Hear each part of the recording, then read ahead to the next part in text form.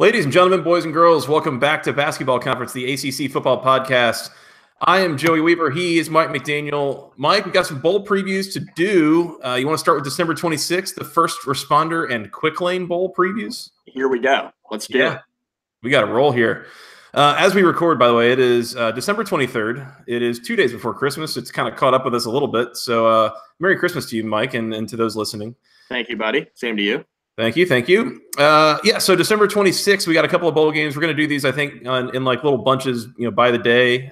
So we'll start with these. First off at 1:30 p.m. on ESPN, coming to you live, Mike, from the Cotton Bowl in Dallas, Texas.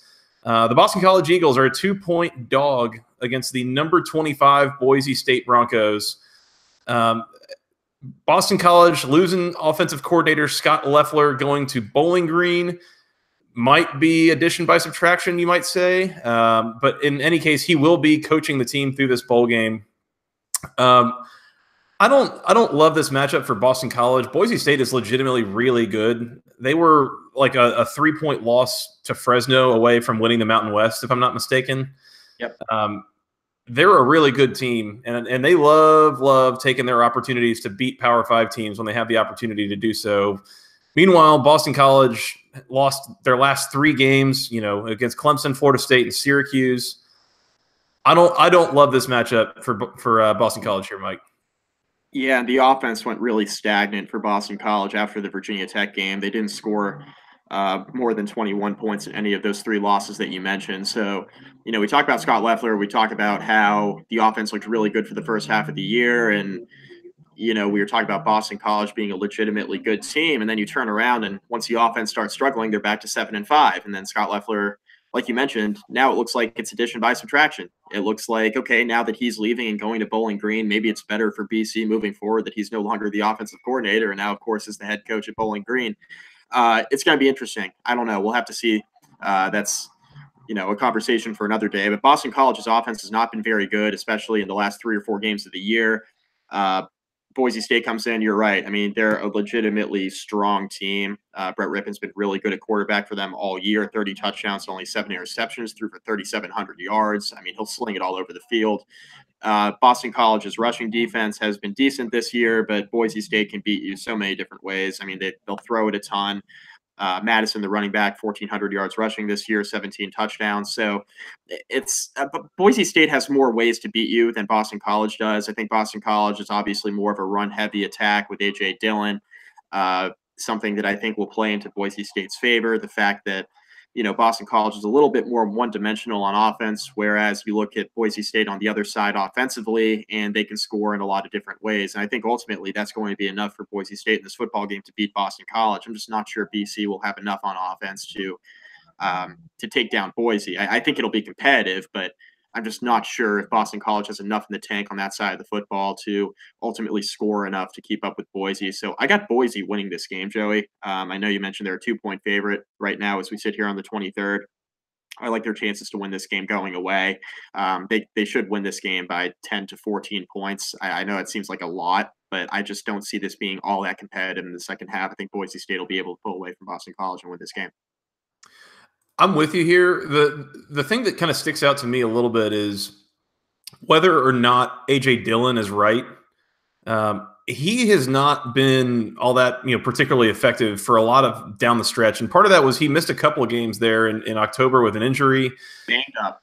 Yeah, he had a really good game coming off that injury, and he hadn't played in about a month. Had a 149 yards and a touchdown against Miami, but after that, in 4 games, Mike, against Virginia Tech, Clemson, Florida State, and Syracuse, only in one of those games did he go over 100 yards, and that was a 116 against a Florida State defense that, they were pretty effective. So by A.J. Dillon's standards, put it this way, he has not been particularly explosive in the last several games. That being said, again, he won't have played in a month. He should be well rested, and maybe that helps things a little bit.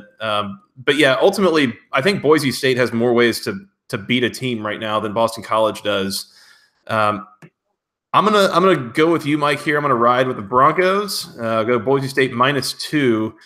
One thing that does spook me a little bit is that this line opened at Boise State -3.5, and people are betting it down to 2. I guess it's suspect to me. I don't understand weird that. line. It is a weird line. That is the one thing to note. And Boston College has had a long time to prepare. I think, like you mentioned, AJ Dillon being right goes a long way for this offense. I mean, he got banged up in the Virginia Tech game. It wasn't really the same running back down the stretch. He was fighting injury issues before the Virginia Tech game.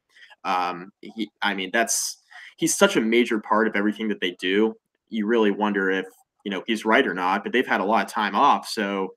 I mean, if AJ Dillon's healthy and he's ready to go and they're able to ride him like they did for a better part of the first half of the year when they were a pretty good offense, I think Boston College will keep this thing competitive, but I think that's probably a reason why the line is what it is. But it does spook you a little bit seeing that it did open at 3.5. Now it's down to 2, and now you're trying to rationalize ways in which Boston College can win the game. But at the end of the day, I think Boise State just has too many ways to beat you, and I think that's why they win this game. I agree, Mike. We agree. So we're going to lay the 2 points with Boise State. It's not really like a lot of points to have to give up here either.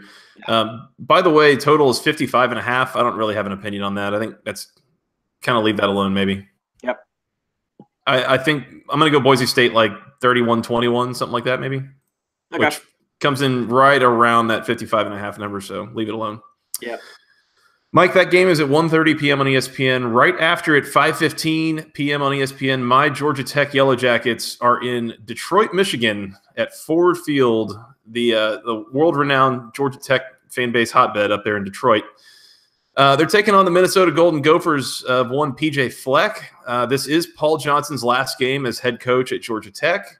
Potentially last game coaching ever, but every comment he makes sounds more and more to me like in a couple of years we're going to see Paul Johnson coaching like Western Carolina or something like that.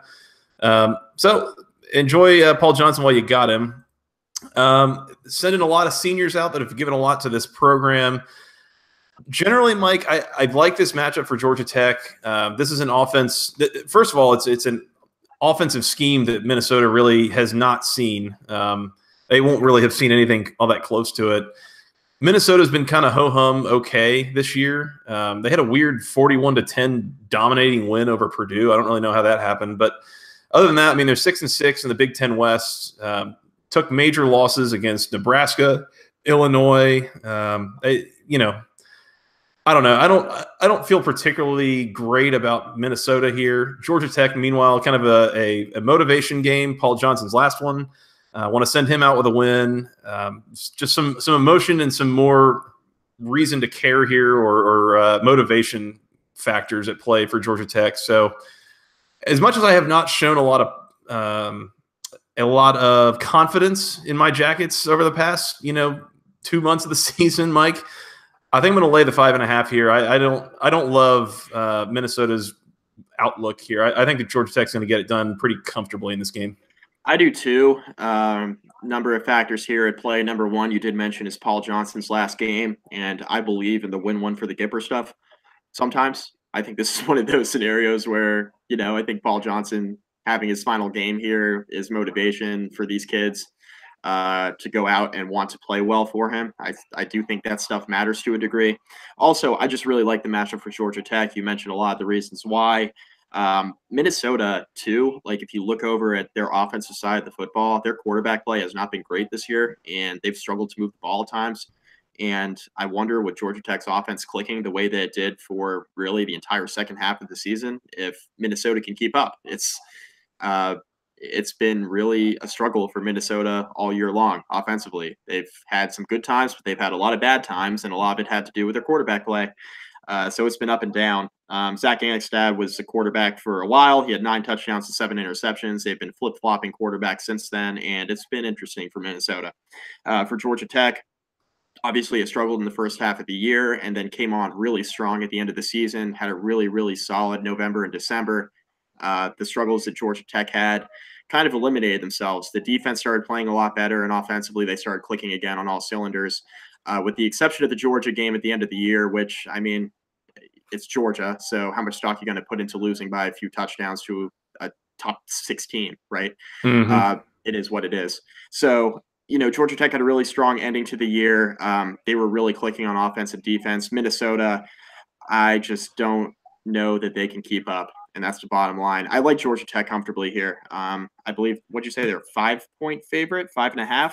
5.5 at this point, yeah. I think it opened lower than that. Yeah, so 5.5-point favorite. I tend to agree with that. I think Georgia Tech wins this game again, 10 to 14 points. I feel the same way about this I do about Boise State and Boston College. I think Georgia Tech wins this game going away. I'm not sure it's all that competitive in the second half, and I think they send off Paul Johnson with a W in his final game as Georgia Tech head coach. I think I agree with that. I would probably feel a little bit differently. I would probably honestly go with Minnesota if this weren't Paul Johnson's last game. The team and the fan base was all pretty put off being more or less assigned to Detroit here. Obviously, we talked about how the way that they finished the year and the way that the assignments went and the number of teams that finished behind them and or Georgia Tech actually straight up beat and that still got quote unquote better bowl assignments. There was a lot of unhappiness about that, we will say.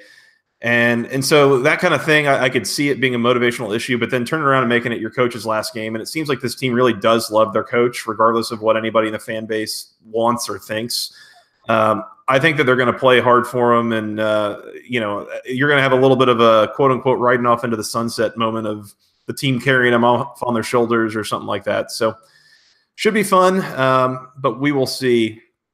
Mike, so that's it for December 26th. We've got Boise State -2 against Boston College, and then Georgia Tech -5.5 against Minnesota.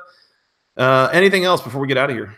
I think it's solid. Brief episode, but we said what we needed to say, Joey. So yeah. Well, we're going to come back here shortly with another one. We're going to kind of try to keep these previews rolling out regularly. We're going to do these kind of by the day, but kind of grouping a couple of days together here and there. It'll be fine. We'll get through all of them. Promise. Yep. Mike, we're going to get out of here. And in the meantime, they can find us on Twitter. I'm at FTRS Joey. He is at Mike McDaniel CFB, and together we're at BC Podcast ACC.